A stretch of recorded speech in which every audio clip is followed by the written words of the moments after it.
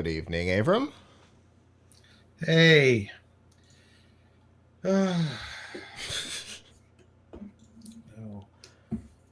That's I know what I would like to talk about today, and I'm just frustrated with one of the parts of it because it does not wish. I love it when things say it's just an easy slot thing to slide, and like, mm-hmm. no, actually, it's incredibly difficult to do something without breaking. Oh wait, maybe. Okay, I got it. No, that was too. Oh, well, maybe. Okay. So anyway, That was fun to watch. so anyway, this particular one is not one I would highlight, but I'm just trying to figure out how they work. So I'm doing a roundup of SSD enclosures, and I've Okay. tested like 15 different SSD enclosures I have Wow. here. So I could talk about that a little bit. I have some of my top choices here that you will be seeing soon. I'll pull up the price of these, but um, anyway, so like here's one, Ooh. here's one. Those are fascinating. Are they? Wait till you see the ones that have screens on them. So there's ones with screens on them, which I want to get to. So this one here, maybe I need to find something I can plug them in so you can see. Good evening, Tech Tweaker. We'll be starting momentarily. So, for example, this is this one on here. So, like this is a what's called a dock case, What? and it like shows you a little like information about your SSD that's in here. Why you need that information is a relevant question, but it's interesting, that's for sure. Need and want aren't the same thing, friend. Yes, exactly. It's cool. It's cool. It's not necessarily useful, but it's cool. Or like another one that I have right here is the this one here is a USB 4 enclosure. This will give you like the fastest speed. Okay. So anyway, uh, so so anyway, that's what I would like to talk about. I just wanted to make sure I have these things Sounds good. my fingertips here. What I saw the list of stuff. Excellent. Seems good to me. I'm not gonna lie. The internet topic changed last night. Wait, what do you mean? Last night it was supposed to be the downward spiral of Twitter. And then last night the FTX stuff just got too weird to ignore. Okay. And it's such a much more interesting story because I'm tired of talking about Twitter. Yeah, I'm a little tired of talking about Twitter. Although now it's actually like we were sort of pre-talking about what would happen to Twitter. Now we know what happened. What is happening to Twitter? Right. And it's weirder than we expected. Well, the decline has happened faster than expected, and it's been more of a Anyway, yeah. So, but I think FTX is a way more interesting topic, and I cannot wait to talk about it because it's been on Monday it was the third largest exchange, and today it's gone. What? Oops. Not a good situation. Oh my goodness. No, but again, we're not. All right. Anyway, we're not in the business of good, right? Yes, we're in the business of interesting, not necessarily the business of good. So. All right. I need to remember to hit this button. And then put this here. And this button, and here we go.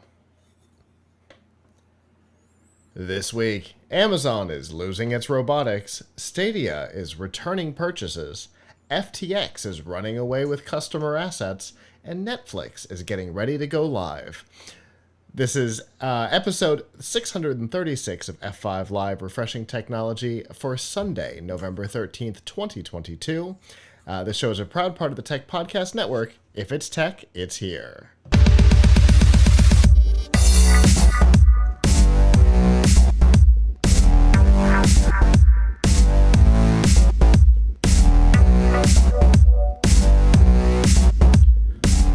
Wherever you are and however you're accessing our show, whether it be on social media, Facebook, Instagram, Snapchat, or on any of our live streaming platforms, livestream.com, Twitch, or YouTube, where you can join the community and get inside information, ad-free content, and a whole lot more. Or, of course, on our website, PLUGHITZlive.com. Thank you for making us a part of your day.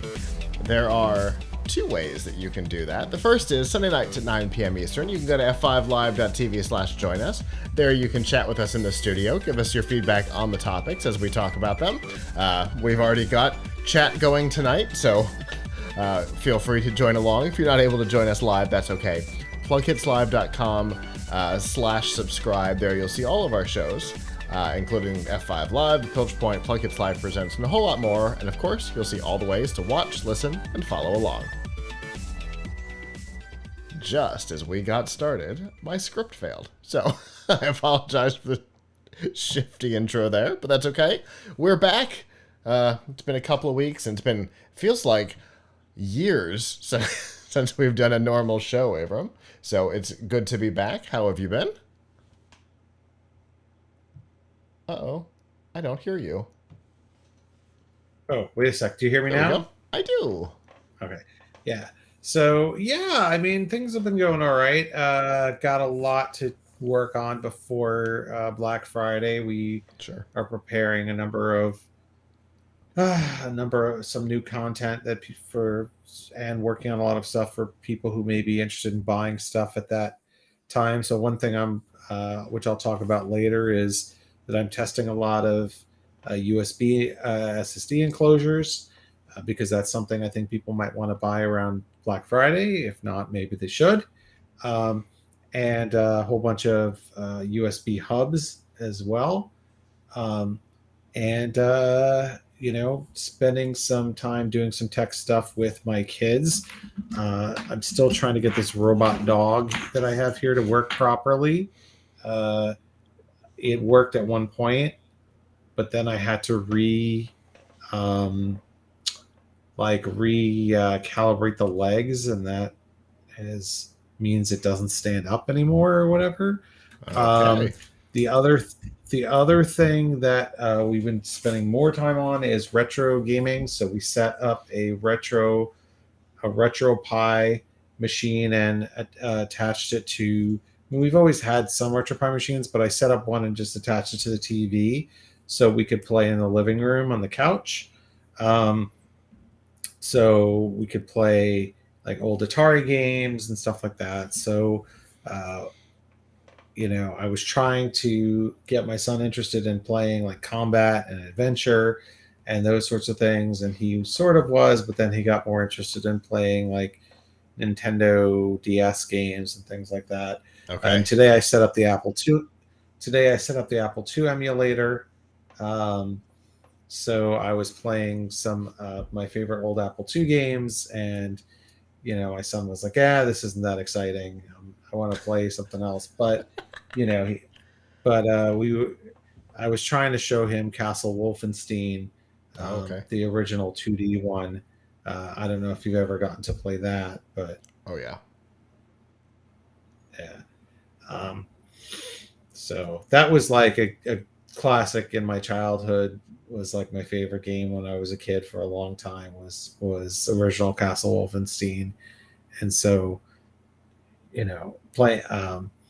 so I was playing it on the big on my like 50-inch TV today, and I had the option in the emulator to play it in color, but then you can also like hit a button and play it in green, in monochrome green. Sure. So I was like, yeah, I'm gonna play this in monochrome green, just like the old days. So, Oh, that's funny. Every time, like, you have a couple of times on Facebook mentioned adventure, and it always makes me happy because we have an Atari 2600 mini, right? One of the like classic consoles at Strike, mhm. and when you power it on, it starts at adventure. Ah, So well, well, well. I I see it several times a week when we power it on before we, choose I which mean, game it's going to animate in all day. that's a that's an all-time great game, and still a lot of fun, and I can't beat it. Like I remember beating it when I was a kid, but like I'm obviously inferior at it now because the bat keeps stealing my stuff, and like right when I need it, because I want to get to beating it and going to the Easter egg, which I did do when I was a kid, but now I guess I gotta train up. I thought it was easier than it was. Oh, that's pretty I funny. keep getting eaten. But the funniest part is that my daughter who's 3 saw it, and she's like, I said, "Oh, that's a dragon." She's like, "That's not the dragon. That's a duck." You know, she insisted that the dragons are actually ducks. Um, It changes the tone of the game real quick. yeah, yeah, it sure does. So anyway, Now I have to that fight a giant duck. What? yeah, I'm not. Either way, I was getting eaten alive. But yeah, I mean, and you think about that this game was created and like it could only use what 4 kilobytes of RAM or something. Yeah, something like that. The amount of RAM it could use was like nothing. So just Yeah. The amazing my microphone's got game. more than that.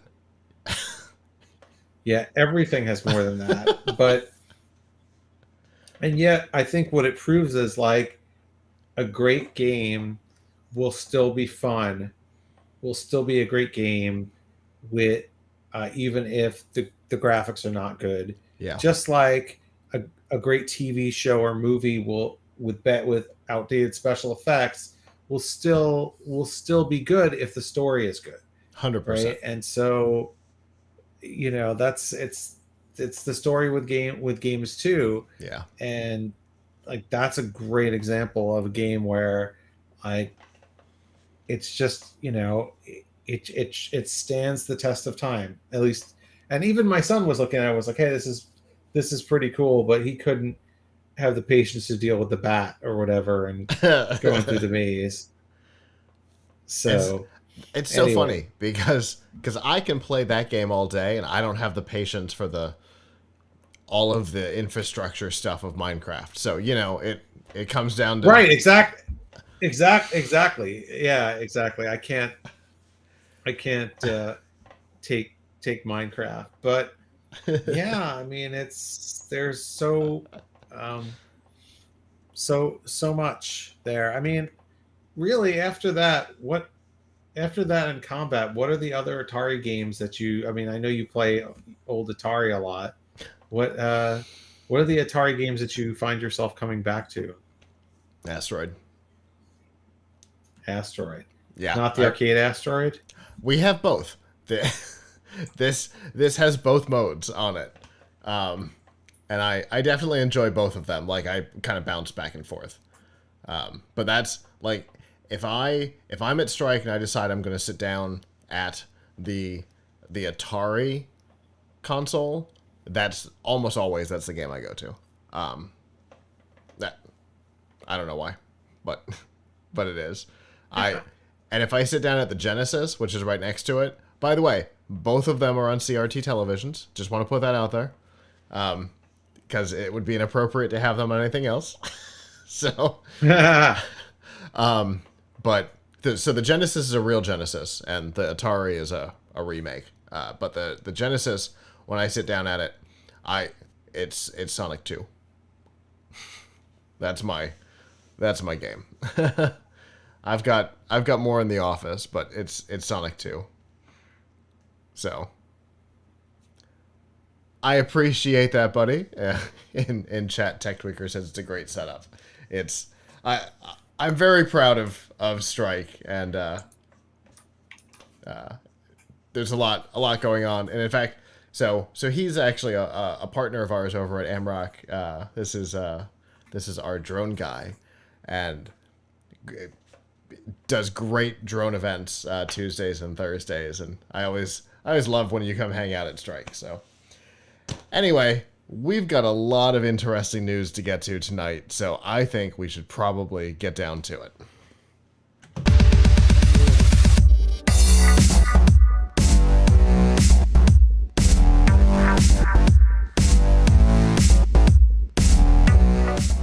This week's Nifty Gifties and F5 Live is proudly powered by the Microsoft Store. Whether you're looking for a new laptop, a tablet, an Xbox, games, or a whole lot more, you can get them at the Microsoft Store. And remember that current students, faculty, parents, and active military can save up to 10% off almost everything. To browse the products and to learn more about the discounts, you can go to f5live.tv/Microsoft.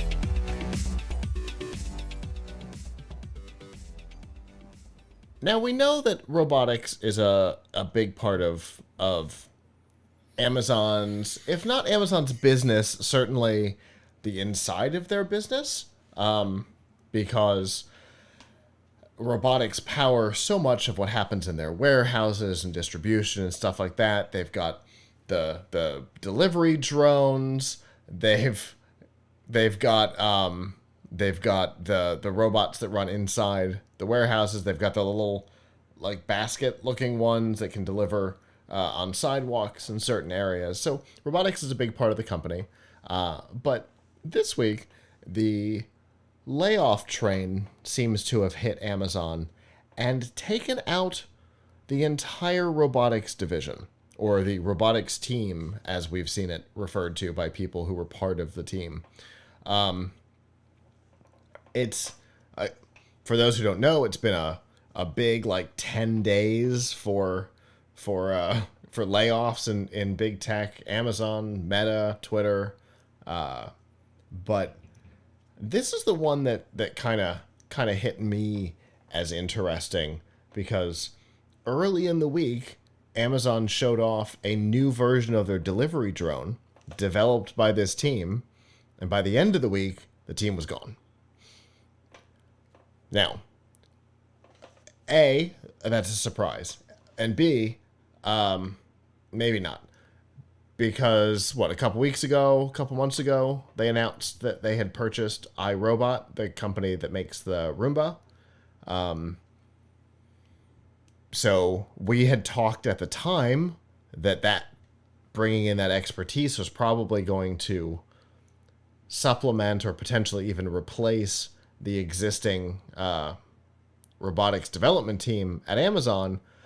Do you think that's what's happened here, Avram? Do you think that Amazon just went, well, we've got all these people who have been doing it much longer, know how to build a quality product and market it? They're in charge now? Maybe. I mean, it's possible. It's also possible that, I find that when it comes to layoffs, it's really like, oh, hey, other companies are laying people off. I better lay people off too, because that's what is expected of me.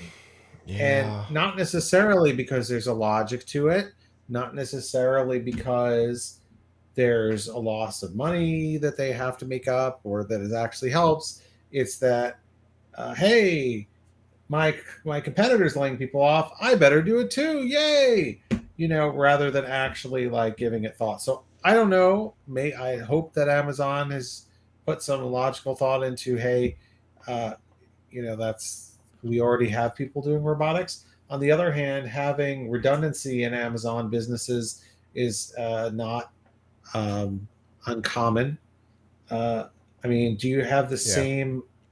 I mean, for example, you have Ring doorbell, and then Amazon makes its own, and then there's an Amazon branded doorbell, Yeah. and I don't think they're made by the same people either. Yeah. Yeah. Because Ring was a company they brought in. Right. So, So, but so you that could, makes sense. but they had the Ring before they had their own doorbell. So I don't know why even bother. So I mean, Amazon sometimes even competes with itself. Yeah. So Yeah, that's true. And they're far from the only ones, right? That right, compete with themselves. Google is famous for it. Android, Chrome OS, and Fuchsia, right? So, right. but yeah, I totally agree that once one company starts laying large groups off, it does seem to cascade through the industry.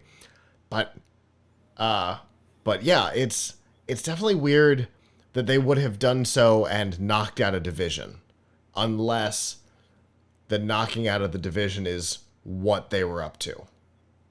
You know what I mean? Or maybe it was on the agenda, and the layoff train sped it up a little bit. I don't know.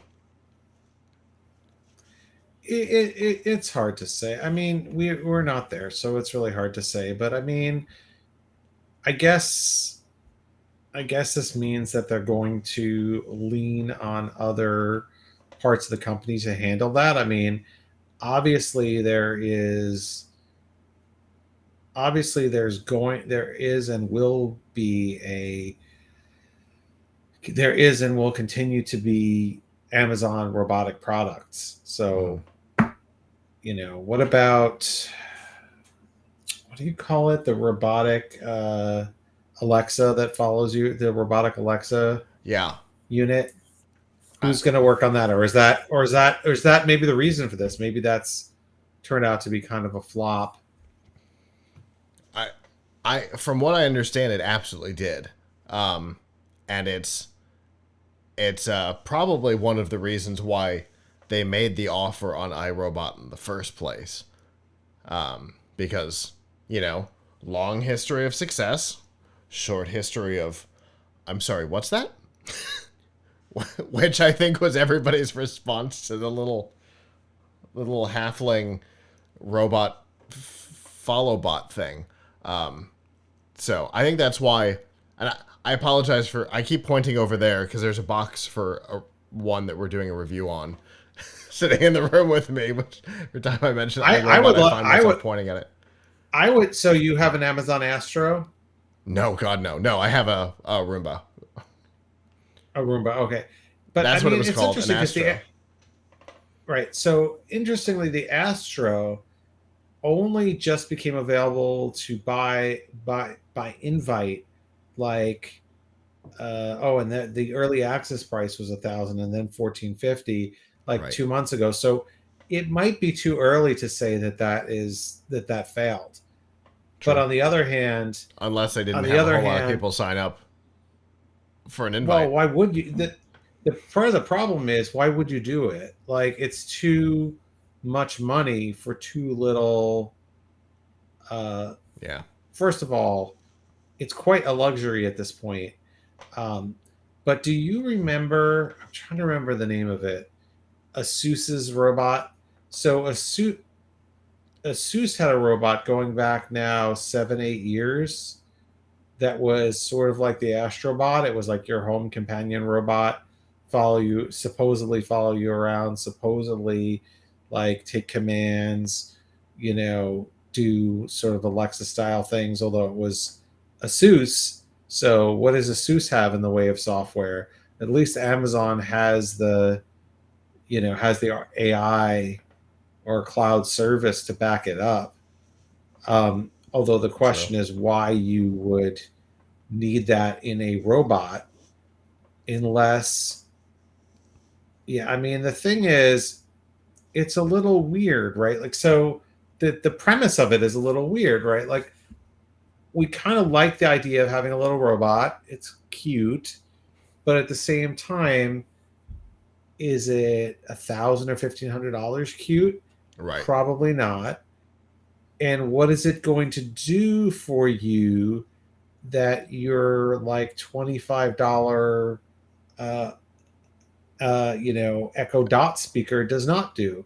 Yeah. It has a screen. Okay, you can get an Echo with a screen. Right. Uh, And I can like it has a camera. for Okay. for $1,500, how many Echo Show 7s can you get?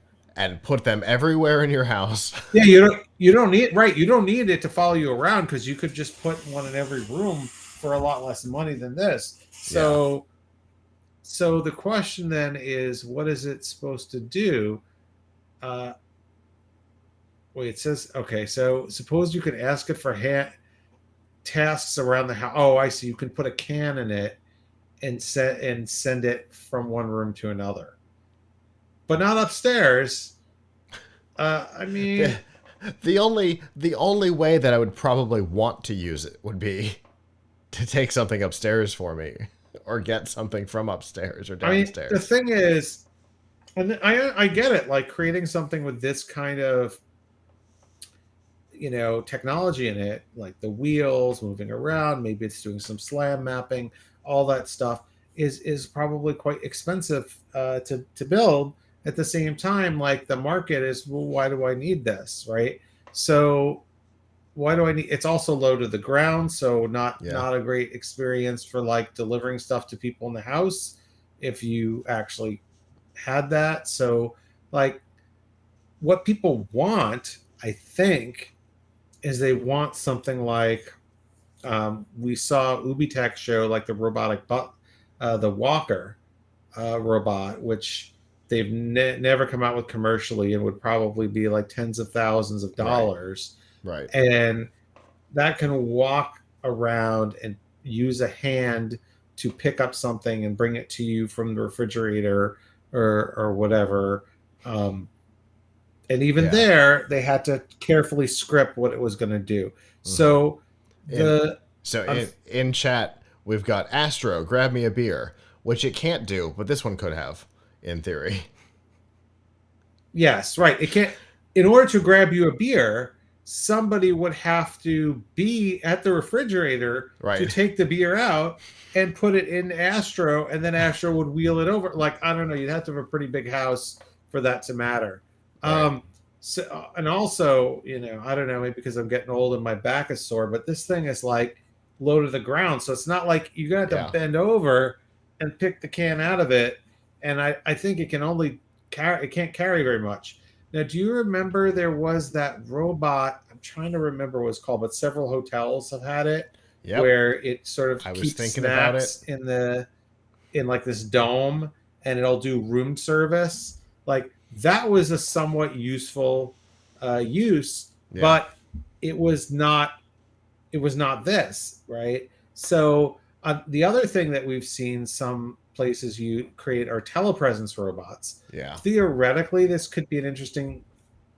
I don't know if you can use the Astro for telepresence. Maybe you could, but it's a little low for telepresence. Also, like I was going to say, kind of want it would almost be as if Dell had made it with the nostril cam. Right. Yeah. What you would need is something where it could sort of, the head at least could come up, and look people in the face. So, God, if that Astrobot's head just all of a sudden got taller, like ET, it would freak people out. Yeah, I think like having it do an ET would be kind of cool. But the thing is, it's just right. So there's not. So how this relates to the layoffs is like maybe Amazon looked at this and they were like, okay, so we have somebody who can make robot vacuums. That's viable. Like that's a viable segment. It's been proven over time. Mm-hmm. This Astro thing seems like it's not going to be viable, a viable thing over time. Maybe they don't feel like the market is really ready for this type of home robot. And yeah, like I don't know I don't know what I guess what people would really want from a home robot. Like, this is a good question. Anybody in the chat room, what would you want what would you want a home robot to do for you? Like, what do you want from them? Like, I'm a tech guy, so I just like the idea of it. But like putting us after you've had it for a day or two, and you're like, and the glow wears off, and you realize you spent $1,000, and you have yet another thing taking up space on your floor. Like, what are you going to get out of it? Surveillance is probably the most useful. That was the immediate response. But you could also get that, and at this point probably cheaper, by just putting cameras in different places. Sure. I mean, yeah, it's cool to be able to drive it around, but like, theoretically speaking, could you not?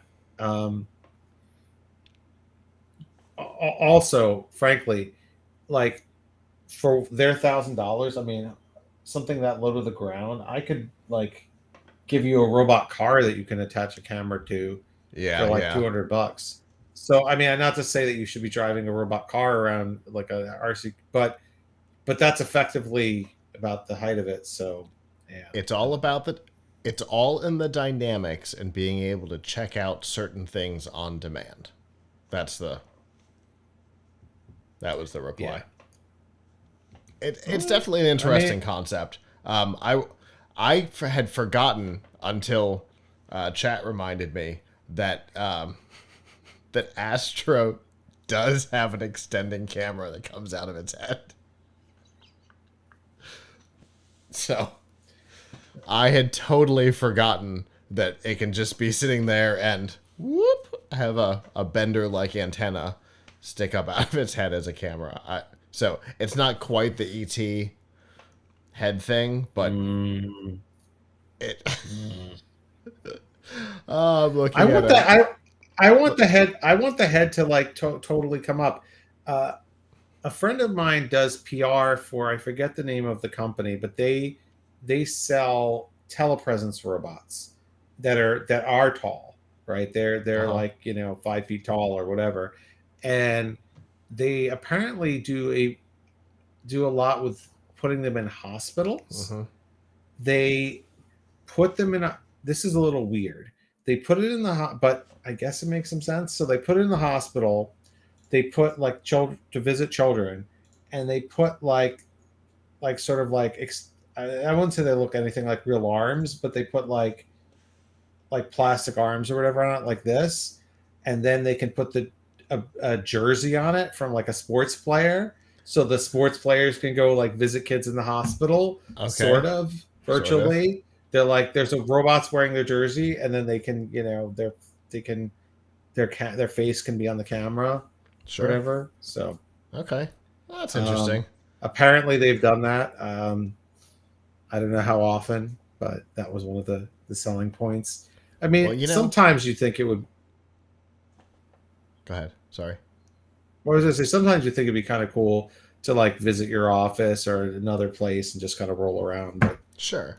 And taking the resources of Amazon and the know-how of iRobot, they might be able to take the foundation of what Astro is, a rolling life-size cardboard cutout. Yeah, that's basically what you've described. Yeah, that's fair. But being able to, they might be able to take kind of the basics of that and turn it into something, because honestly, I've always been a fan of iRobot. We have used the Roomba as a design tool for the robotics teams over the years, because everybody knows it, and it's something that you can base off of, and nobody understands quite how complicated it is inside. So they know how to listen to their customers and improve their product over time, and not really put things in that people haven't asked for, right? So maybe their know-how and market research combined with the resources and weirdness of Astro might be able to turn a product eventually that people would want. But I'm totally with you. Astro, chaos. The some of the drone stuff that they're doing for delivery, interesting, totally internal. What they're doing with the robots, I don't know what happened there. Robots inside the warehouses, very interesting. But as far as consumer stuff is concerned, I think they missed on Astro, except as a proof of concept that some early adopters are going to want. Maybe with time it'll change, but swapping out the entire robotics team may or may not make that easier or more difficult. I think at this point, only time will tell.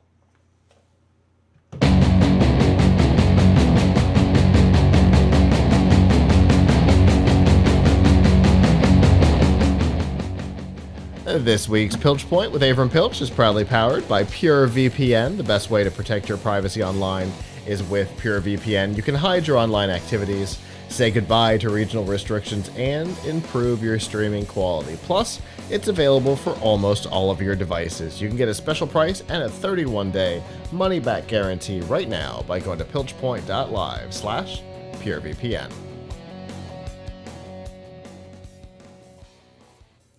All right, Avram, it is almost that time where your life gets super crazy. It's already getting there. It's already getting there. So we are preparing.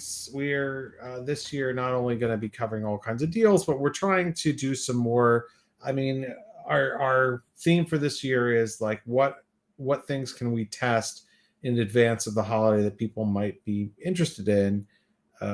So that we can actually make recommendations, some more recommendations based on testing. So one product category that is very relevant to Tom's hardware, but we've never tested before in terms of benchmarking stuff, because it's a rather inexpensive product, and there's a lot of, it's somewhat of a commodity, but we want to see what differences we might find. So we are testing SSD enclosures, SSD and hard drive enclosures.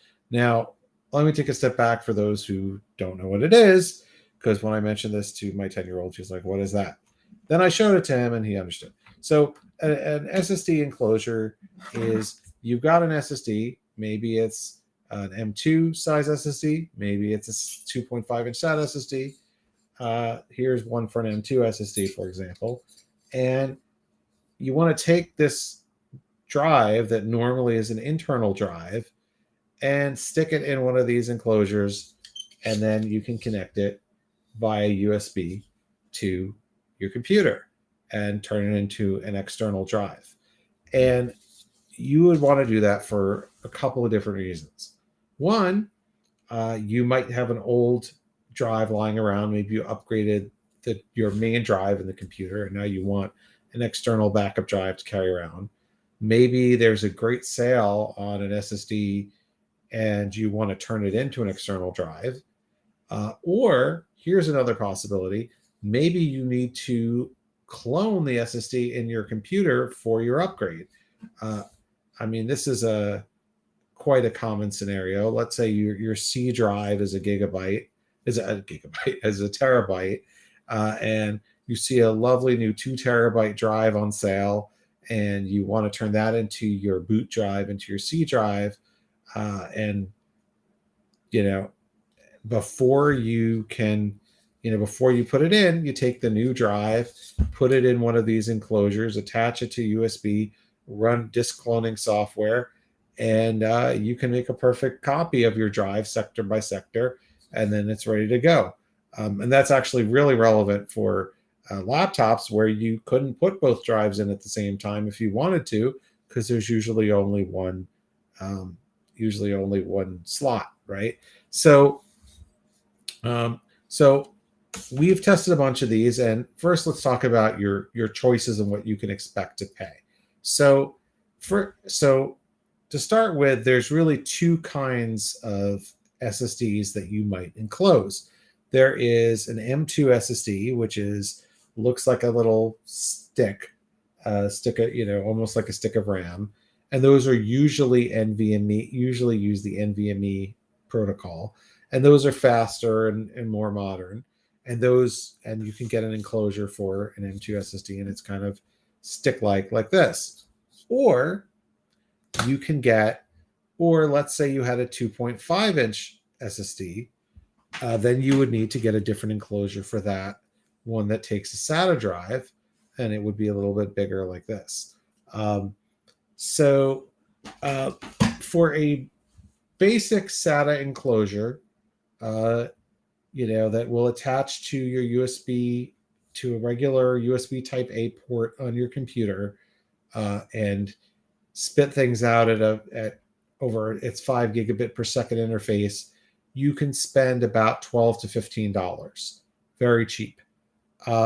Similarly, if you want an M2 enclosure, like this one, you can get one that is as cheap as $18 to $20. And those will operate, most likely, most of those will operate over a 10 gigabit per second connection. So if you have a USB 10 gigabit connection, which would probably be, otherwise described as USB 3.2 Gen 2 or USB 3.1 Gen 2, but you don't need to know that. You just need to know 10 gigabit connection. You can get up to 10 gigabit per second connection. And that doesn't mean you're actually going to transfer 10 gigabits per second, but that's the port. Finally, there are 20 gigabit per second enclosures, but there aren't very many of them because that's a kind of an odd, not a common connection. The next level up is to get one that uses USB 4 or Thunderbolt, like this. And these can do 40 gigabit per second connections, but these are expensive. These are up in the $130, $140 range. So that's a lot to get that added speed. When we talk about speed, what are we really talking about in terms of real tests? So I have a spreadsheet in front of me of stuff that we've tested. And there, to be fair, within the same connection family, there's not huge deltas between one enclosure and another. If they're 10 gigabit, the numbers are fairly close, but you would be able to, with an M2 SSD, like an NVMe SSD, able to write at about 500, we were seeing about 538 to 564 megabytes per second, and read at a rate of maybe 700 to 720 megabytes per second. So pretty decent. That's for a 10 gigabit connection, right? With the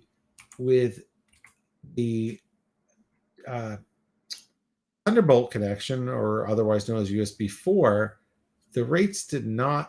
the actual file copy rate was not the theoretical rates. Theoretical maximum transfer rates were higher, but the real file copy that we did of a 25 gigabyte folder, the read rate was 1,154 or 1,188, so about 1,100, and the write rate was still 540, 550. So it's not that much faster to get the Thunderbolt drive. Perhaps if you're doing much larger transfers, you would see a bigger difference. So let's talk about some of the individual models that we've tested. So if you want something on the cheap, this one here is an SSK SHEC 3325, and it costs $20, and it comes with the cables that you need, and you can just pop your SSD into it, but it's a little bit of a tight fit. And a lot of these are made to really only be used to not be used repeatedly. What I mean is not to be changed repeatedly. Like this is a screw hole in it. You're kind of supposed to screw your drive in. And then it also comes with a thermal pad that I think kind of melts into place. So you don't have to use those things, but it's kind of that's kind of the expectation. For if you're planning to kind of swap drives in and out, I really like this one the best. This is a pluggable. This is called the pluggable M2 enclosure. I don't think it actually has like a model number. And this one is toolless. It doesn't require a screwdriver of it and it has this little spring loaded thing here, and you just pop it and it slides open. So I really like this one. This is a little more expensive. It's $33 as opposed to, like $20. But if you're someone who's doing like disk cloning and you're just like, hey, I'm going to be swapping my SSDs in and out, this is a really good. It's also a little bit nicer looking. That feels a little bit nicer made. That's what I was thinking. If you're doing a lot of disk cloning, that would be awesome. Yeah, I mean, because you want one that's easy to eject from if you're doing disk cloning. You don't want one where it's like, oh yeah, you got to screw this in. Now, if you want sort of like the creme de la creme of fancy, then there's this. The dock case, this is by a company called Dock Case, and it is their M2 Dock Case's M2 enclosure. It has a screen on it. I don't know why it's like plugging in. It's like, and it actually shows you some specs on your drive here, and it shows you like when it's on or whatever, and right now I guess just opening File Explorer or whatever, it shows you how much is left. It keeps saying it's writing. It also has a feature that, and you can actually like change what's on the display a little bit. So like, now it also has a feature on it that I don't quite understand the value of, but perhaps you do. It's like when I'm moving the wire, it's sort of plugging and unplugging itself in a weird way. Anyway, so this is $50, and it's got a really nice, really nice build quality to it. This is real metal here, and of course it has the screen. It's definitely meant to not be swapping in and out. It's got like a screw here that you can screw and unscrew, and they all come. I think this is one that actually like it requires one of the, I don't know what you call it, one of those star shapes. No, this is actually, I think this one's a real Phillips head, but some of them like require like a star shaped screwdriver, which is annoying, but they come with it. But anyway, this has a battery in it, and the battery gives you supposedly 5 seconds of power, of extra power to finish writing if you have a power outage. And they have another version of this that is $10 more. It's $60. It gives you 10 seconds instead of 5. So, but my question is, when would you need that? Do you have a sense of when that might actually help? It's a fascinating question and a really interesting idea. I'm running through where that would exist. I mean, clearly there must be a purpose for it, or they wouldn't have made it. Although we just talked about the Astro, so I don't know, maybe not. But I mean, the thing is, it's fascinating. Because if you lost power, right, the computer that it was attached to would lose power too. Or right. If it were attached to a laptop, then that laptop has a battery. So, so I guess the idea is if you were in the middle of doing a write and then you lost power and there was something in the cache or something, then it would have time to write what was in the cache before turning off. But I don't know. I don't know how common of a scenario that is. Like, you lost power on your computer, the data didn't quite finish transferring from the computer, but we managed to save whatever data was in the cache. I mean, I don't know. It seems a little weird to me, but I just found an article, or not an article, apparently a thread on Reddit. Why don't external SSDs include batteries? I'm gonna rabbit hole this. okay, well this one does. And here's another thing. DocCase also makes a SATA one. The SATA one the SATA one has something that SATA cases don't normally have, which is it has, first of all, it has a USB 10 gigabit connector, although the drive you'd put in here may not benefit as much because you're going to be using a SATA drive, but that does make it actually potentially a little bit faster. It also has, I guess this is a pass-through because it's got a second USB-C port that says 3.5 volts, 3 amps. So I guess, and these are all bus powered, by the way, I should say. None of the things that I've just shown you requires, it plugs into an external outlet. It gets all power over the USB bus. Hooray. So none of these things. The only things I have here which require a plug, I have not yet shown you. I also have a couple of these really big ones that are for hard drives. So I guess if you're putting a 3.5-inch hard drive in there, you need more power than a standard USB port could provide to make that hard drive spin. But everything that I've shown you for SSDs, 100% bus powered. But this is a pass through. So my guess is you attach this to the computer, and then if you wanted to attach another peripheral to it, you could.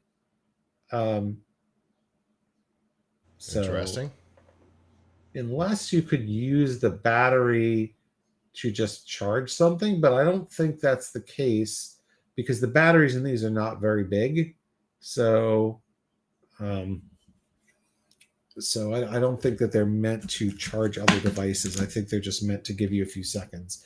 But yeah, I'd love to know the answer of why this is an issue. I mean, I know obviously when you have SSDs, you've got a DRAM cache. So, so obvious, or a lot of them do. So, while things are being written, they may be in the cache at some point. Mm-hmm. So if you lost power, you'd lose that data. But at the same time, I mean, if you lost power, that whatever computer it was attached to would have lost power too. Right. And that means that the data that was coming over that USB port is not coming anymore. So how much is this going to help you? So the first place my mind went to when you said it was a story that we covered in like the second year of the show.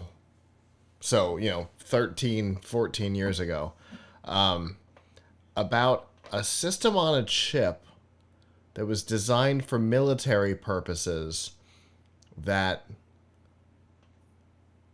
recorded that certain commands had been sent to it, such as delete, and that they wouldn't do anything else until that command was completed if they were powered again. And so I can't help but wonder if maybe this is almost specifically about data destruction more than it is data creation. That's not how they advertise it. I mean, I don't know. I'd love to. I mean, it just says like it's going to preserve, if you have a power outage. So I don't know. Interesting. I mean, obviously, there's definitely issues. I guess if you have an internal drive, right? an internal SSD and you're saving data to it, and something's still in the cache when your computer craps out, then maybe it's not going to save. But like this is an external drive, so like the data was somewhere. True. I mean, because usually people are using these for backup, they're not using them as the primary storage. Right. So I don't know. It's interesting. Maybe if you're using it with a security camera, maybe something like that. Maybe not using it with a computer. There's a bit of a theory happening in chat that's more complicated than I want to pitch on the show, but I'm gonna go into this in more detail as well. The Reddit thread went absolutely nowhere. It was more. So I don't understand why an NES cartridge has a backup battery in it and an SSD doesn't. All right, well, never mind. I'm not interested in that conversation. Right. I mean, I don't. So I mean, it's even if you don't care about the battery, $50 is not that crazy considering that some of the other stuff that's out there, and you're getting a nice case and you're getting a screen. Although I don't know, I found the screen could be a little bit annoying because it's like showing you all this. It's like boots up or whatever, and like I just want my thing to work. Here's another drive, another enclosure that's kind of interesting. This is ASUS's Arion, it's called. This is actually more expensive and it doesn't have a screen and it's not faster. This is 10 gigabit per second also, but it's got RGB.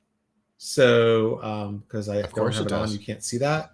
But the ASUS Republic of Gamers logo here and this little plastics thing up here light up in RGB colors. I would have expected nothing less from something ROG branded.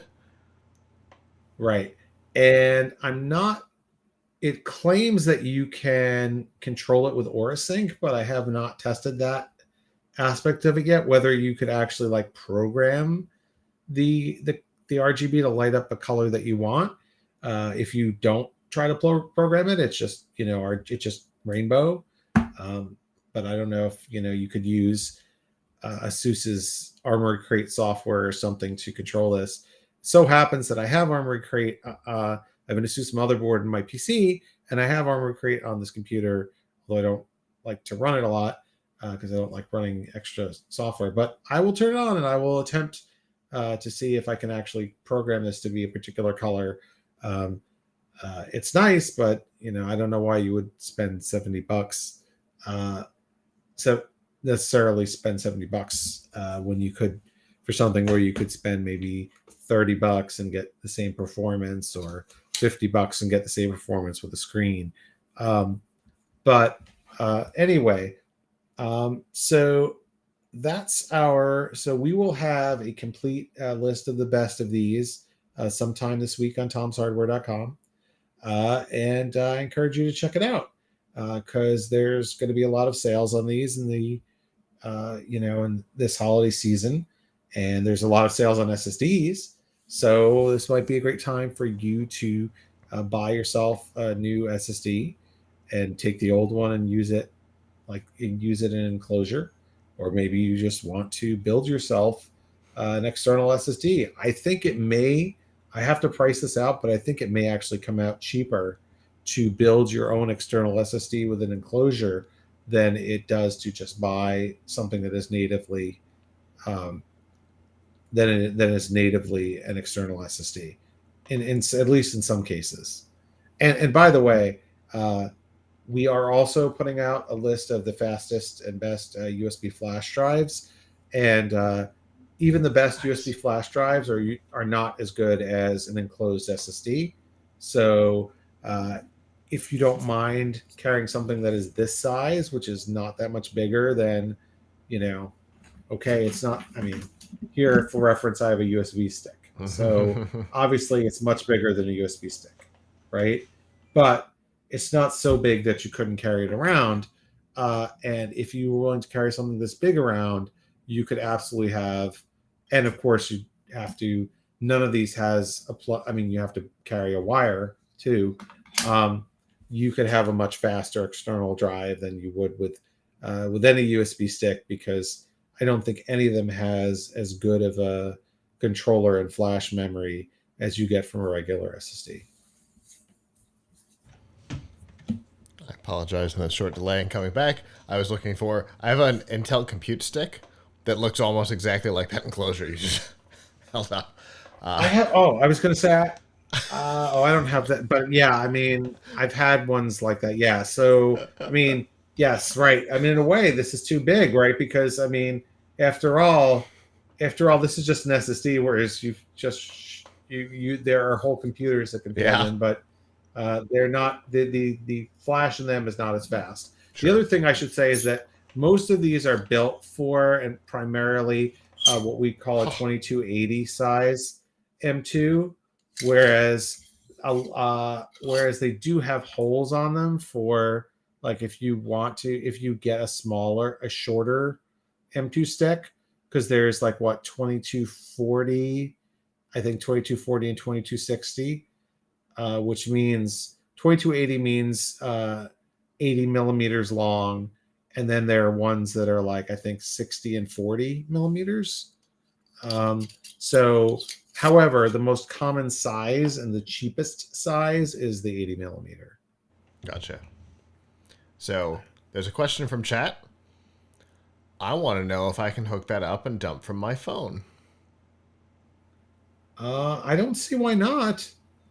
I mean, I tell you what, certainly I'll try it. Almost certainly not from an iPhone, right? I mean, yes. I don't have my Android. Oh, wait. I do. I have this within reach of me. I'll tell you in one sec. We're about to find out live here. I don't see. I have to find a C-to-C cable because my phone is a C, and these are all C. But I do have C-to-Cs around here somewhere. Oh wait, here, this is a C-to-C. Let me see. I've got one here in the drawer, but I don't see. When you say dump, through the... when you say dump, what do you mean though? Like, my guess is, knowing what the way he treats his phone, my guess is he wants to be able to move video from his phone onto the drive. So let's see. Okay. This one here. I know you well enough, Clinton. I know what you're looking for. So right now I hooked this up and it's not lighting. This one is not lighting up. Okay. Although I don't know why it wouldn't. It should. Maybe there's not enough. So this, by the way, is a Pixel 4a 5G, just in case you were wondering what phone I'm attempting it on. Okay. Now, maybe it doesn't have enough bus power, or maybe I need to do something to turn it on. Yeah, I was wondering that. So this is a Thunderbolt cable that I am attaching it with, and it's not recognizing it, but this one, maybe this is the one with the screen. Oh. So maybe it doesn't like it because it's that. To test it more thoroughly, I guess I would take the SSD out of here and put it into one of the non-screen containing ones. Also, maybe I need a USB on the go one, although I don't know why I would. You know what? I am going to experiment with this a little bit. Awesome. But I'm going to experiment with this a little bit in advance of my article because it is a very good question. And an interesting one. Because it's, for somebody like Clinton, right, who does a lot of drone stuff, does a lot of video and photography. I know he hooks up an SD card reader to the phone to dump stuff off fairly regularly. So, having something faster, bigger, would be something that would be interesting. So yeah, so that's interesting. So there's something here that says USB controlled by connected device or this device, and it's attempting to charge the dock case, probably because there's a little battery in it or something. Yeah. So I have a feeling that maybe this particular SSD one of the enclosure, other cases would work better. One of the other cases might work better. Yeah. And so stay tuned. The other cases don't have a drive in them because I only had one drive for all these tests, and that's okay because I wanted to use the same drive anyway. So I will have to get a screwdriver, take this out, which is fine, and attempt it with a different case. And when I do that, I will let you know, because that's a really good use case of this, because like if you are shooting video with your phone, which or photos, which a lot of people do, then they would want the ability to copy large files or copy lots of files onto a drive like this. And then, you could take the same drive and plug it into a computer and get those files off. So, and, get those files on the computer and edit them. So that's a great use case of this. I think that drive might be weird, but that's a con, right? If other drives could do it and that drive cannot, then that's bad news for that drive. It may also be that, I don't know if another Android. I mean, my phone's pretty standard for an Android phone, though. If a Pixel can't do it, then probably others can't either. But we'll see.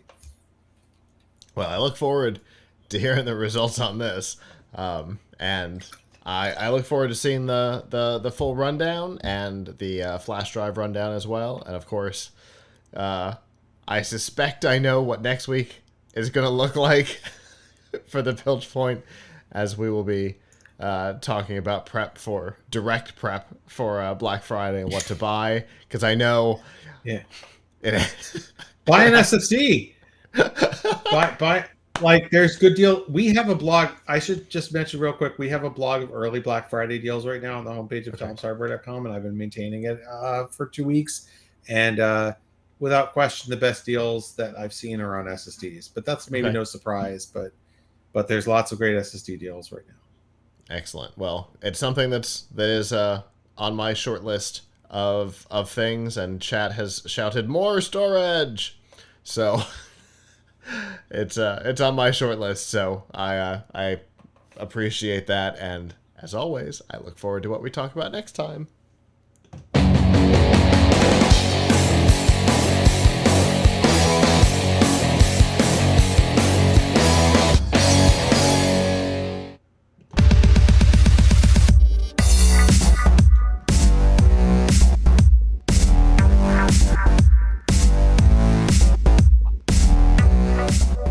This week's Extra Life on F5 Live is proudly powered by EXA. EXA brings the latest technology to gamers, offering the most immersive products for the ultimate gaming experience. They've compiled the best elements like cutting-edge ENC tech, the latest in Bluetooth 5.0, 7.1 surround, plus extra features like dual mics and ultra-low latency into their headsets, so everyone can enjoy a sensational gaming experience. And they've got headsets for Xbox, PlayStation, Switch, and PC, plus they won't break the bank.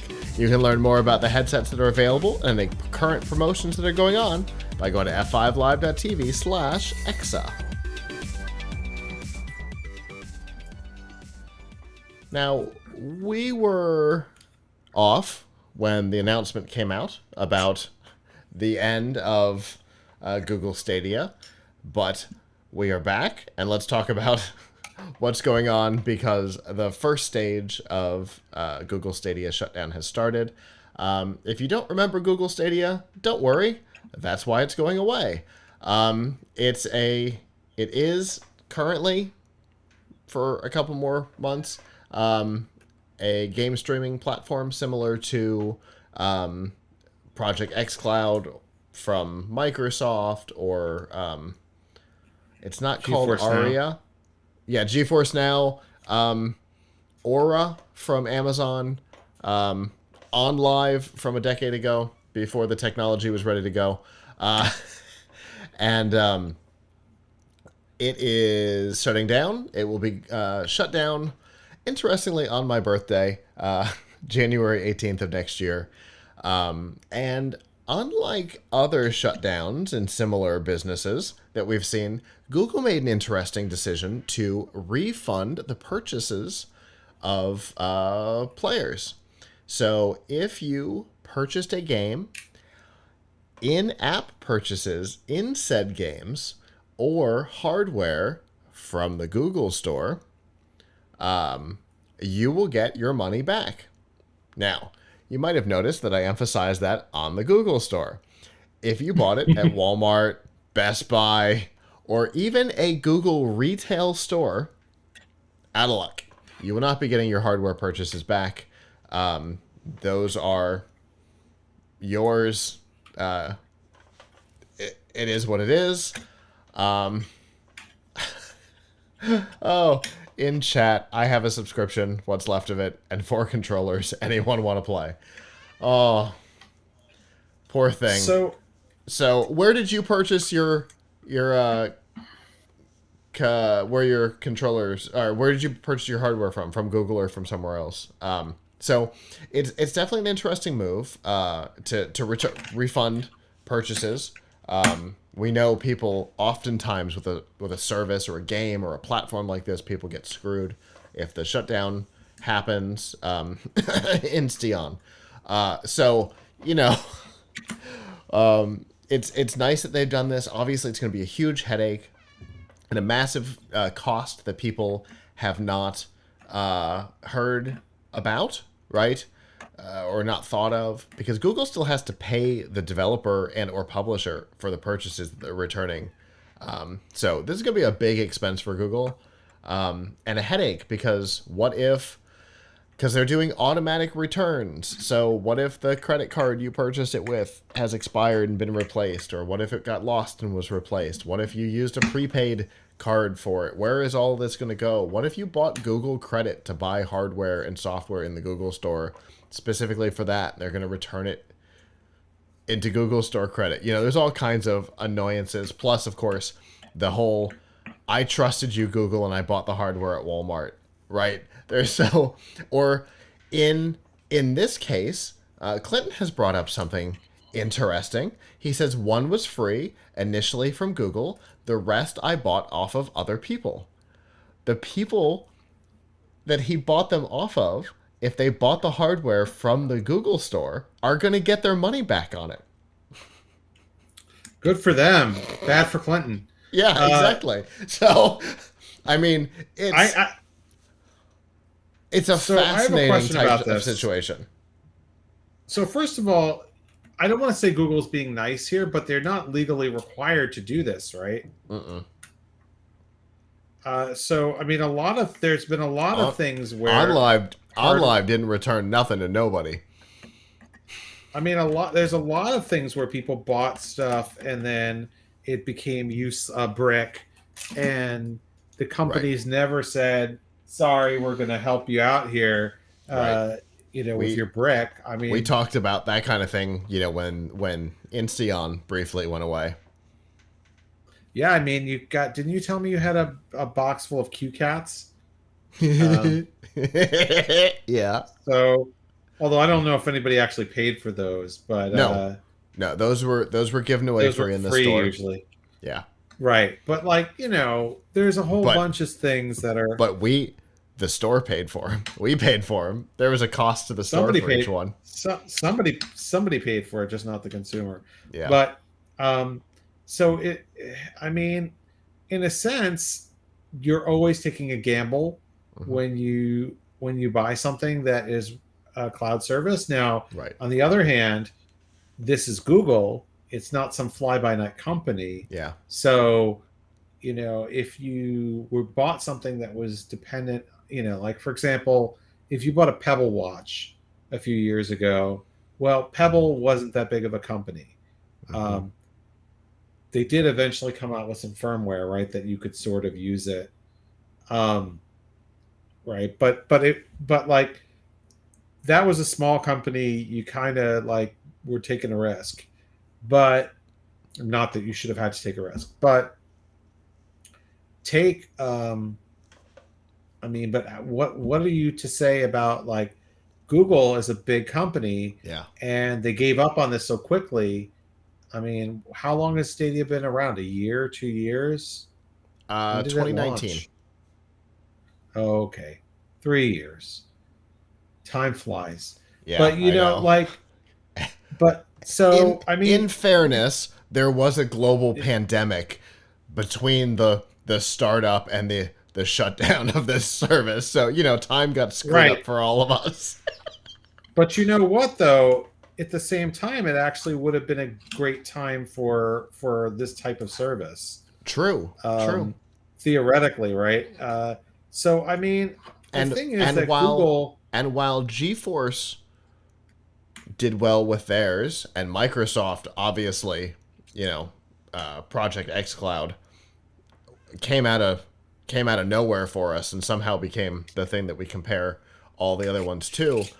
They did well. Google simply didn't have a name in the space, right? It's and they tried to come into the industry in a new niche part of it. You know what I mean? And it didn't work for them. yeah. So I mean, the thing is, so can you do anything with the controllers if you're not using them with Stadia? Can you turn them into Bluetooth controller for something else? A great question. So, there has been a lot of talk about that. There is, from what I understand, there was already an unlock available for it, and I believe in the original shutdown announcement, they said that there was going to be firmware coming that would fully unlock the device to be used for anything. So you get it. So you get your money back, and you get free controllers that you could use with Absolutely. another system. Yeah. That's And not such a bad. true. And even if Google isn't the one that does it, somebody will do it. There's too many of these things out there for somebody to not go, I'm on it. I mean, Because could I you mean, use it? worst case scenario, you can hardwire it and go. I think now. But who wants to do that? I mean, it. I mean, they. I mean, like we set up a RetroPie system this week. The other Hmm. day, my son and I, and like, yeah, you want a wireless. You want to sit on the couch, use a wireless system. So like, Right. there's lots of. I mean, you can use a Bluetooth controller with. I don't know. Maybe it will or won't work with Switch or whatever. Hmm. But the but if you're connecting to something like a Raspberry Pi or a PC, Hmm. those are pretty good about taking like almost any Bluetooth Right. device that you can send them. Right. Um, so you could make good use of this. My In guess fact, is my guess is wired. yeah. It'll end up working great. Bluetooth, it'll end up working great. Obviously, the Wi-Fi control is very specific to the Stadia servers, which, by the way, was a fascinating addition and one that I hope that Microsoft is taking note of for xCloud. That was a fascinating addition that you could hook the controller direct to Wi-Fi and control, not be connected directly to the device that you're watching the game on, and still be able to play because it's all Wi-Fi commands anyway. It was a Right. internet commands. It was a brilliant addition. Honestly, I hope Microsoft's listening. So, but anyway, like they wouldn't be the first to abandon hardware. So No. the fact that anybody is getting any of their money back is pretty Hmm. good. And you Yeah. consider it this way, like let's say you were playing with it for 3 years. So I mean, if you got it early, early in the life cycle, Hmm. so that means that you got 3 years worth of playing with it, Right. and then you'll still have some and now you get all that money back. Right. So whatever experiences that you had for the last 3 years, you got free. Right. Like Now, that's it's important to note that is mostly right. if you were paying for the Stadia Pro subscription, that's it.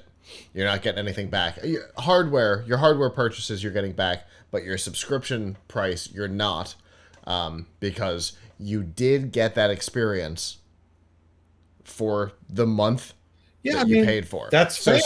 Yeah, that's absolutely. fair. So subscriptions, you paid for it, you used it, it's gone. But game purchases and in-game purchases will be returned. So, yeah. So, I mean, not, that what it really says is that, you know what, Google, I know you watch a show. I know you listen to our show. Buy other people's businesses. I said something nice about Google one time on the show years ago when I was really, really extra hard on them. And they ended up sending me a shirt from the event that I was nice about. So they absolutely, absolutely do listen to the show. I'm sure the Google God is listening. Listen, since obviously they should always take my advice. My advice to them would be to buy more of other people's businesses and start fewer of their own. Mm-hmm. Because, like YouTube, they bought it from somebody, doing really well. Android, they bought it from somebody, doing really well. Stadia, created it themselves, not doing, fail. Yeah. Google Plus, started it themselves, fail. Now, I have a strong prediction. Are you recommending that Google should buy Twitter? Yes, I am recommending that Google should buy Twitter because they will almost certainly be able to get it at a great discount. One of your colleagues at another publication, one of the sister publications, recommended that Microsoft should buy it. My prediction is that Elon Musk will not hold on to it for forever, and maybe not for more than a year at most. And I think between 12 and 24. Yeah, that's my prediction. And if there is anything of value left when he's done with it, that it would be a good idea for a company like Microsoft or Google that has had trouble penetrating the social media sphere on its own, and they will get it at a great discount, because it is if you think it was a troubled asset before, just wait. You wait. So I mean, so if they just, like, for somebody like a Google or a Microsoft, just getting the user base would be worth it. But for what, I don't know, Musk wanted to pay for it, and what Twitter as a public company, I guess, wanted to take for it, was probably not worth it for them. But he will be trying to unload it after all the air is let out of that balloon. It's yes, he will be trying to unload it, and it will be. I mean, he will be trying to unload it. The question is how bad it will be at the time. But what's going to be left? What's going to be left? But Google, if Google wants to get into a business like this, they should look for a company that's already doing it, and do this through acquisition. And because not it seems live. like when they, I mean, so I'm not sure whom they could acquire. I don't think that they want to be in this space anymore. They got out, and I don't know that it was a good space for Google, because Google does not have gaming, whatever you want to call it, gamer DNA. It doesn't really have any really have any experience in that sphere. Microsoft people were surprised when Microsoft created the Xbox, right? 25 years ago now. People were surprised. And I always said, you shouldn't be, because Windows is the place people play games. So Microsoft already had an established presence in the gaming space, right? So it wasn't that big of a surprise. Yes, getting into hardware for them was a bit of a surprise, but Xbox was a natural transition of gaming on Windows. The Stadia was not a natural transition from gaming on Android. It just wasn't the same thing. Google didn't have their own history of games, right? There was no Age of Empires. There was no Microsoft Flight Sim. There was none of that already in Google's DNA. So it was a strange place. They might be able to acquire something like my absolute favorite name because it's so weird. It's called Black Nut, which is a great game streaming platform, that has some presence. But yeah, I think you're right. I think it's the wrong space for them. But yeah, they obviously social is something that's in their corporate DNA. Just they didn't know how to make Google Plus work. Twitter would work for them because you and I liked Google Plus, right? It was a I thought it was perfectly good. They just didn't do what they needed to do, I guess. They didn't want to stick with it. So I mean, one of the things that the Stadia thing says is Google is too quick to drop stuff. Yeah. They're very quick to drop stuff. Yeah. Maybe if they stuck with it longer, and made some more effort, they could have gotten further. Mm-hmm. But the other thing is that it was very similar in function to Facebook. I liked it. And Mm-hmm. given everything that's gone on Facebook since then, I would have been happy to put more of my time into Google Plus. I'm really sorry that it's not around. I like Google Plus. So, I enjoyed social. Yeah. Microsoft's thing before they bought LinkedIn. I liked social. It was a really solid thing. And, if you wanted to interact with Microsoft employees, it was a great place to do it because they were the only ones on there other than me. But it was a really solid product that they just couldn't get people to interact with in a way that mattered, just like Google had with Google Plus. Yep. So anyway, it does really harm these sorts of things do harm their reputation because it makes people think like, what's the next Google thing that I might have to invest in? Do I want to invest in it? Because is Google going to stick with it? Now, again, if Google buys an established, successful business, then an established business that seems to have been around for a while, that would better signal that like, hey, we're likely to stay in this. They haven't shut down YouTube because they're not HP. Been a success. Right, they're not HP. Right. They're not in the business of buying and then destroying an acquisition. They're in the business of buying and then fostering, right? We just spent a lot of money on this. Let us help you continue down the path you're already on. We'll be an asset to you, not the other way around. And that's, those have been their biggest successes. Let us be an asset to you, not you're going to be an asset for us. Every time they say you're an asset for us, things go sideways. And that's that HP's model, right? Of buying and then destroying an asset for many, many years. Yeah, I don't totally understand. Like, I really don't understand the HP acquisition model because it's like they buy stuff and then they just kind of subsume it into HP.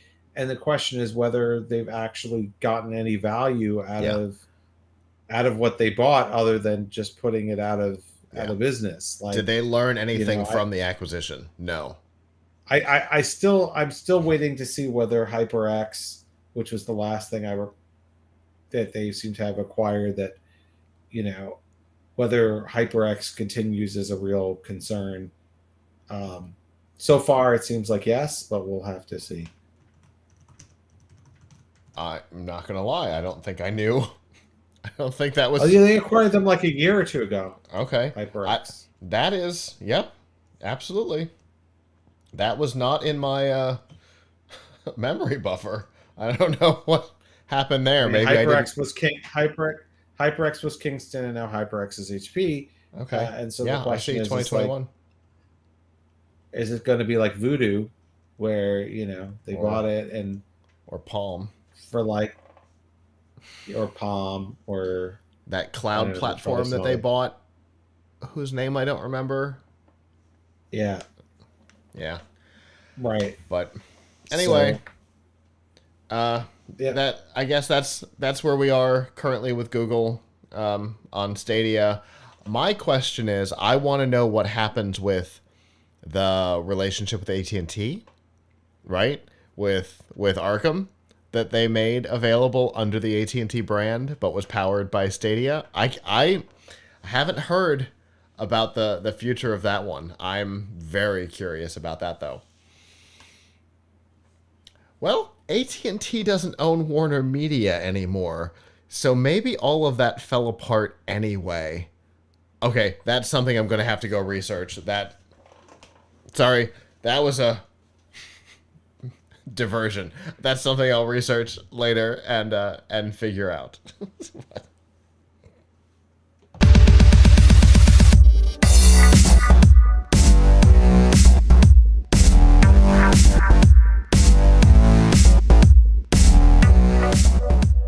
This week's news from the tubes and F5 Live is proudly powered by Malwarebytes. Whether you use a PC, a Mac, or a mobile device, Malwarebytes Premium is the company's strongest protection ever.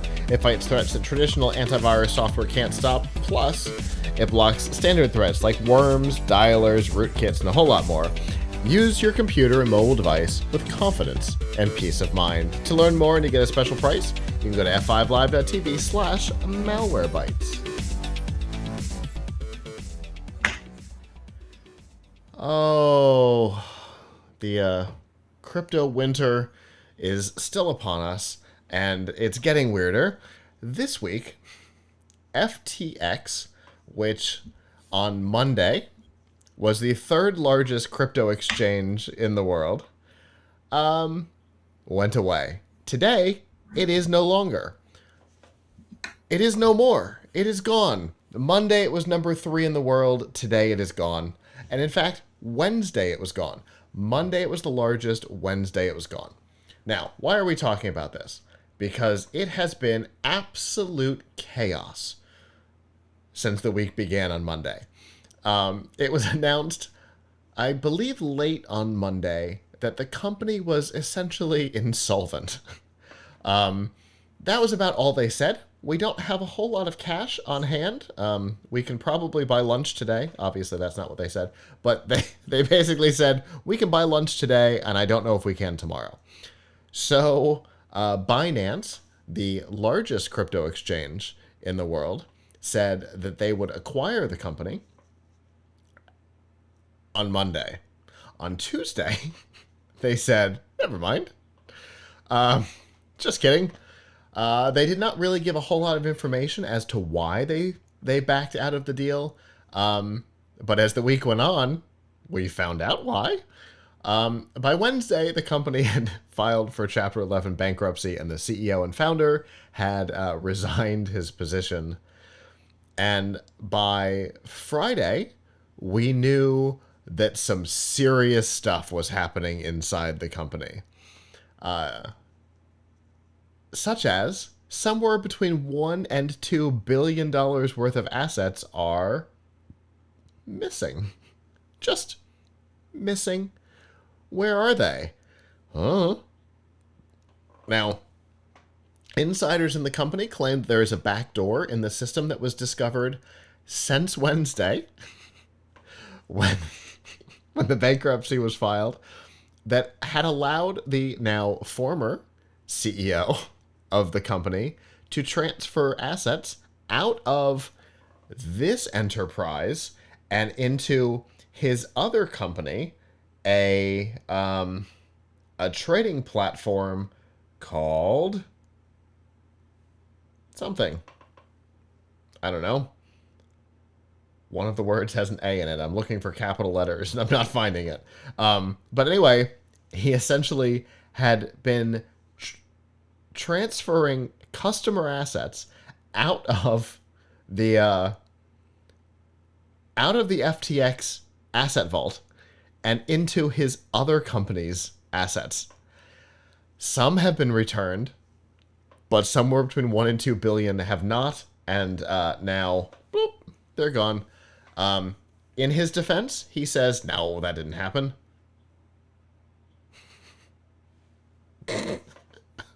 There's no proof of that, but no, that didn't happen. It's a labeling error. A labeling error that has $2 billion in assets missing. Got it. This is not at all a Ponzi scheme where you used customer assets from one company to prop up customer assets from another. Got it. As such, the Federal Trade Commission, the Department of Justice, and the Security and Exchange Commission of the United States are involved, plus the SEC's equivalent in the Bahamas are all involved in investigations surrounding these missing assets. And to make matters worse, I was alerted by a friend who is heavy in the crypto space that people were having money disappear from their bank accounts post bankruptcy filing through the connection to FTX that they had used, which was done through, I apologize, there is so much that has been going on. Plaid. Plaid was the finance connector of this. And through that Plaid connection, money was disappearing from their bank account. So on top of everything else, there's a security hole. So, what should you do as a user of FTX? Disconnect your connection to Plaid. Now, Plaid has said they have already terminated all connections to the FTX platform, but you should do it as well. Sign into your bank, look at your active connections, terminate that one. That's number one. Number two, we have been recommended from outside sources that you also change your online banking password, because there's a possibility that there's another security hole. So change your password as well. I know none of this is great, but for your own personal protection, do both of those things. And then my personal recommendation is find however you contact your senator, your representatives locally, and make sure that this gets investigated at the absolute highest levels. Because they were a licensed, I think is the right word, a licensed exchange in the US, which means that there's supposed to be oversight here. And yet, here we are. Obviously, going forward, and this is always the way you should do it, the only assets you should have in an exchange are the ones that you were in the process of exchanging. If you're not in the process of exchanging an asset, keep it in an offline wallet. Nothing should be online unless it needs to be. But that's my personal security recommendation. Avram, have you been following any of this chaos? Yeah, I mean, my 2 cents on this is that could the fact that crypto is collapsing have anything to do with it, besides the fact that this exchange obviously is a messed up business, that it seems like it was probably doing some illegal things. Right. I mean, the fact that, I just want to call folks' attention to the fact that we ran a story on Tom's Hardware a couple of weeks ago about GPUs, crypto. There's so many GPUs that people are no longer using for crypto mining that they're selling them in street stalls on the streets of Vietnam. So well, I missed that one. So yeah, so this is a market that has quickly collapsed.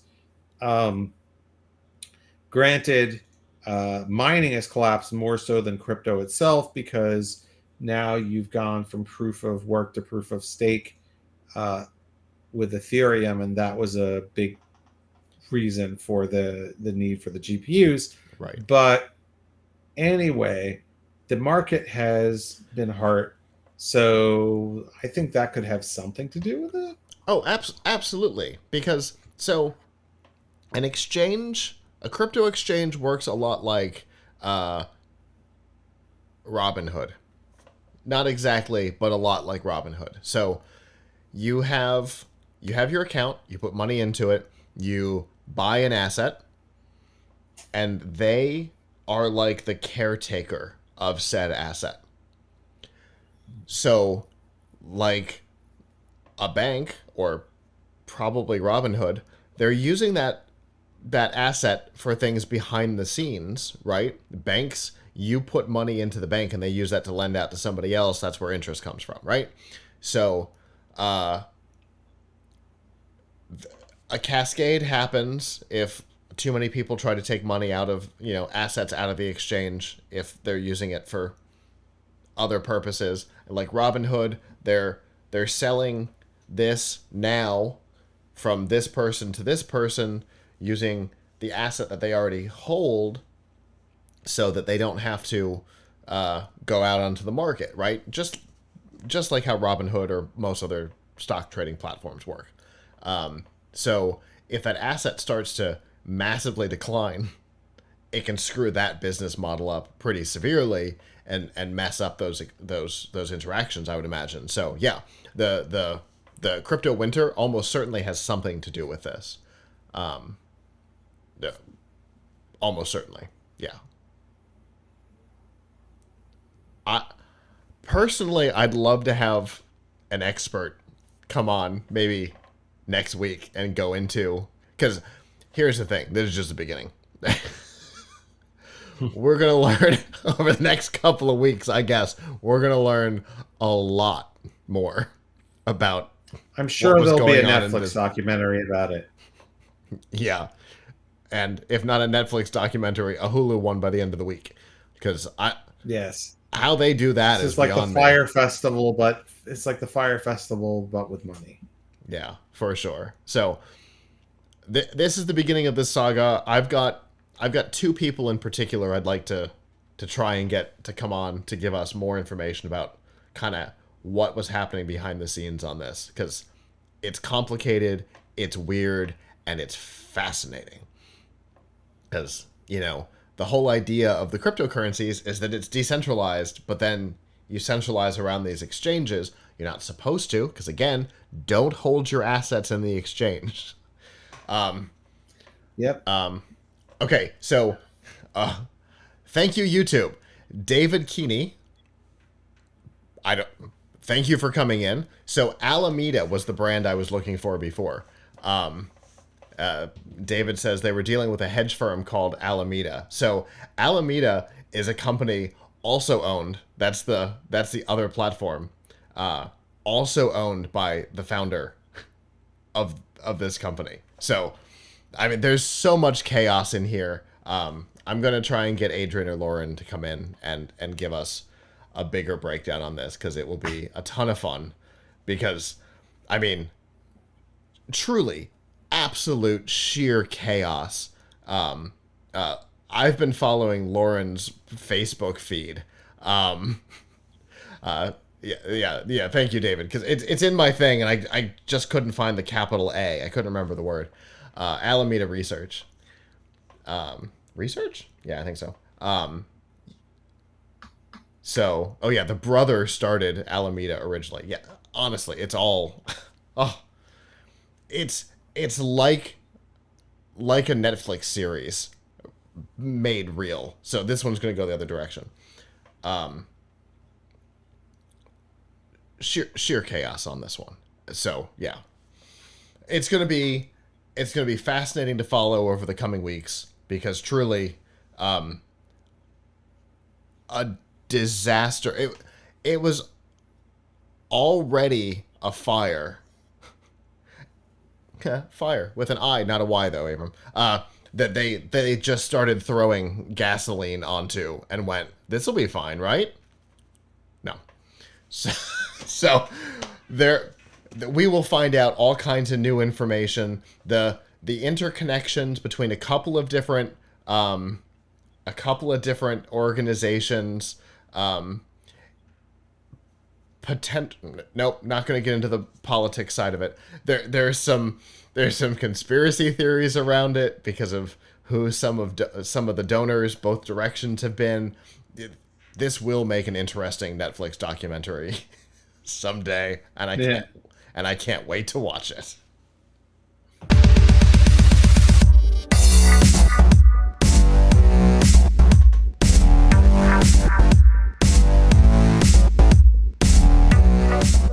This week's DRM Not Included in F5 Live is proudly powered by Amazon Prime. You know you get free shipping, but you get a whole lot more.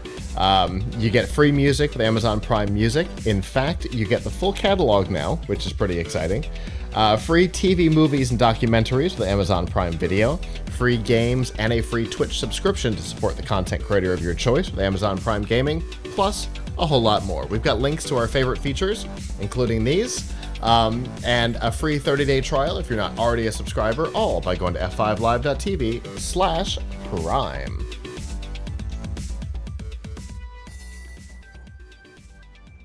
All right, so Netflix has been having trouble. We were just joking about a Netflix documentary in the last segment. But Netflix has been struggling, right? They had a number of consecutive quarters of subscriber growth. Anytime something like that happens, companies start to panic. They start looking for ways to change up the business. We know a ton of content got canceled. Some of it was done, which I don't understand why they didn't just release it, but whatever. It's not my business, not my problem. I don't own shares in the company. But one of the things that apparently the company has been working on, in addition to the new ad-supported tier, is live sports. Now, why would they do that? Partially because everybody else does. Amazon Prime has got Thursday Night Football, Paramount, I think it was CBS All Access at the time, did the Super Bowl, NBC did the Olympics on Peacock. Kind of everybody's got live sports going on, and I think Netflix wants to get into the space, but there's a couple of problems from my perspective. Avram, tell me if I'm crazy. Prime was fine with doing live stuff because Amazon is also Twitch. They know live. They've got the infrastructure. Everything's fine. NBC, CBS, they've been doing live. They've been doing large events. Peacock has live TV all the time. Paramount Plus has the local CBS stations streaming live all the time. Netflix doesn't. Netflix doesn't have any background in live. So in addition to getting into sports for the first time, yeah, they've got some documentaries, but normally it's about athletes that have killed somebody or been killed by somebody or done some other stupid thing. Netflix doesn't really do sports content. So they'd be getting into sports and live all at once, which seems like a weird move to me. Plus, it's not a brand that people associate with anything like that because it's not who they are. I understand they're going after new subscribers, but to me that seems like too many new things all at once. Am I crazy? I mean, well, yeah, I mean, it doesn't seem like it's in their DNA, right? Like Google not having gaming in its DNA. Right.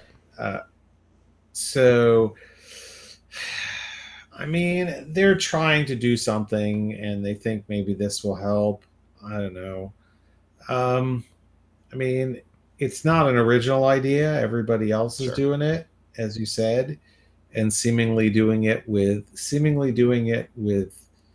NFL games and to some extent. I mean, there were some MLB games on Prime, I think, but mostly NFL.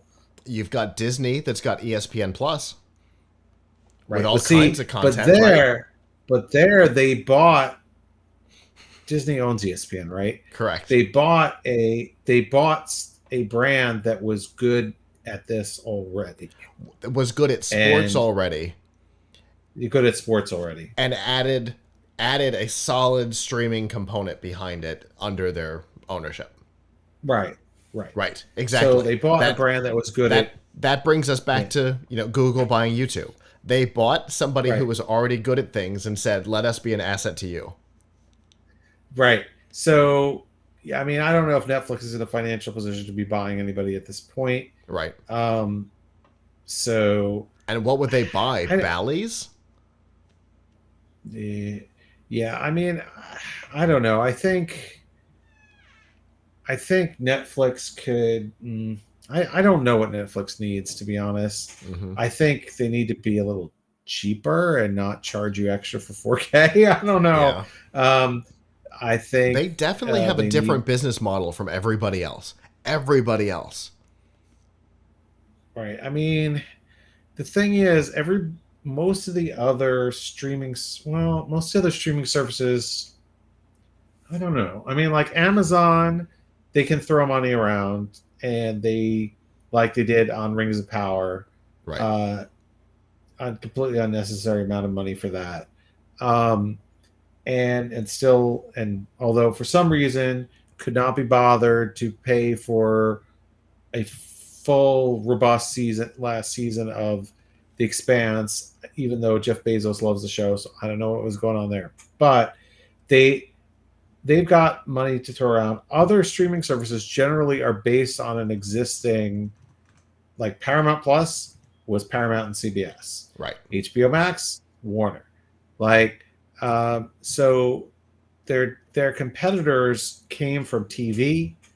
Um, Netflix came from renting people DVDs originally, and so Yeah. it's been amazing that they were able to build what they have. True. I wouldn't put it past But them to but do they did okay it at a on time when sports. nobody else was trying, right?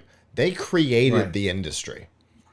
There's no Yes. other way of saying They it. just They created the industry. I think the problems that Netflix has are that there's a lot of other services. Their IP, they spread themselves very thin by trying to be all things to all people, Right. and so they're not particularly. It just doesn't seem like they're particularly good at any one thing, Jack of all right? Like trades, master of none. they're a jack of all trades, master of none, and Which, therefore, ironically, I think they have a series called Master of None. yes, they do. I don't know if it's still going, but It's yeah. a it's a level of self awareness, though. Yeah, they don't like, so other things, like, okay, there's something that they're good at. I mean, maybe if they were to acquire, I mean, granted, I as always I bring my own biases to everything, but if I were them, maybe I would try to acquire a more specialized network, more specialized streaming service, Sure. and incorporate that into my service. Like, could they acquire BritBox? Like, could they acquire Acorn? Could they acquire Shutter? I don't know. Could they acquire, Yeah. like, Yeah. could they acquire a service that is really good at doing one thing, and then they could get that audience for Netflix? Like, you know, I mean, because one thing that Netflix does do is that they are producing stuff all over the globe. Right. So they are good at international. Like, if you want to go and watch like series from other countries, Netflix is not a bad place to do it, except Sure. that they're terrible. Except that they're terrible at British TV. They don't really have much there. Okay. So if they acquired like Acorn or more better Redbox, then maybe they would be in a better place there. But yeah, sports. I mean, look, if they have the money to throw around, it might help them. But So let me but so let I me let me yeah mess that up on you real yeah. quick. So here are the sports that they have started inquiring into: tennis and cycling. Yeah, I don't see. I mean, are there a lot of people who wanted to watch tennis and weren't able to find it elsewhere? I don't know, because from what I understand, it seems like they're targeting specifically Europe and or the UK. Then shouldn't they try to get football? I mean, Soccer, football? Wouldn't you think? Maybe they can. This is cheap. Maybe they're getting what's cheap. And I so don't know if there's a I lot was of people. wondering if that's what they're up to, right? Is it possible that what they're up to is they're testing the waters with something that is low hanging fruit, right? If it fails, they haven't spent a whole lot on acquiring the rights to the events, right? Because buying the right to stream a UK tennis tournament versus, the rights to Thursday night football are very different. Yeah. And so they can test the waters with it and see if it works, and if so, then they can scale it up. Maybe that's what's going on. I don't know. But it's interesting. I mean, I was just reading this week, coincidentally, how much money the top sports franchises in the world are worth. And most of that money comes from television rights. Mm-hmm. So did you know who the most valuable sports franchise in the world is? Absolutely not. The Dallas Cowboys. $8 billion, worth about $8 billion. Okay. The Dallas Cowboys, and yet, this is just an interesting business point. The Dallas Cowboys have not won a Super Bowl in 27 years. They are still the most valuable. Yeah, you don't have to be great to generate revenue and loyalty. I mean, so somehow they have managed to do really good marketing of their brand. Right. But a lot of the money that NFL teams get, I think the average NFL team is getting $300 million a year just in television rights. Okay. So that's before they sell any tickets. That's before they sell any merchandise. So the NFL has done a masterful job of charging a lot of money for this stuff. So I am sure that Netflix could not afford it. Plus, those contracts are probably ongoing till the end of time anyway. So they can't get into it they now. specifically have required blocks so that they can renegotiate because they want more money. Right. So so it's not. So they're gonna have to go after sports that aren't taken.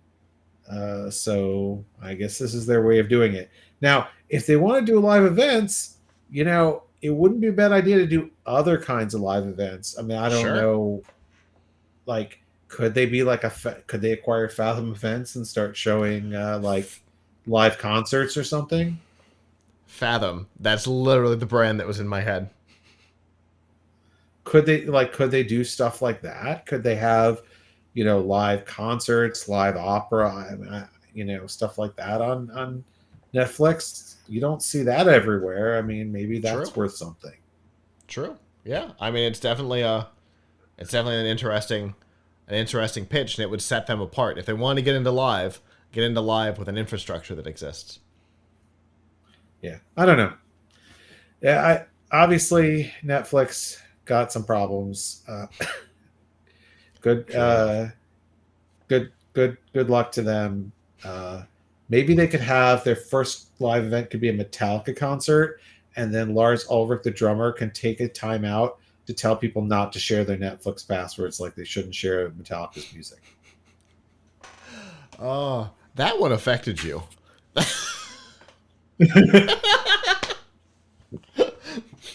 That one comes up frequently. Okay. Sorry. No, I love it.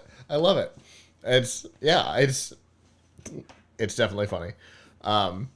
Yeah, I don't know. I think we're in agreement. This is an interesting potential move. Now, nothing is hard and firm. They have placed bids on one event and started negotiations without ever placing bids on at least two others. Again, all in Europe. So it seems like they're kind of poking to see what they might or might not be interested in. But I don't know. it doesn't seem like it's obviously any kind of guarantee. So I guess we'll find out. Indeed we will.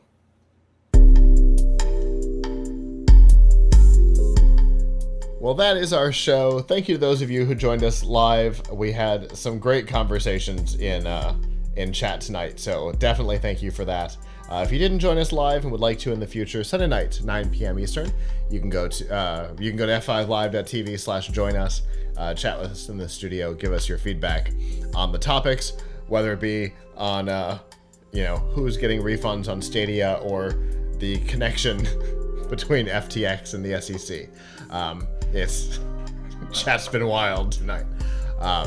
Obviously, if you can't join us live, that's okay. PLUGHITZlive.com/subscribe. There you'll see all of our shows. F5 Live, Piltch Point, PLUGHITZ Live Presents, and a whole lot more. And find all the ways to watch, listen, and follow along. It's like we said at the beginning of the show, it's good to be back. We've got this week and next week, and then after the Sunday after Thanksgiving, there's absolutely no way we'll be doing a show because both of us will have crazy weeks and crazy weekends. So absolutely no way. But then hopefully after that we'll be back for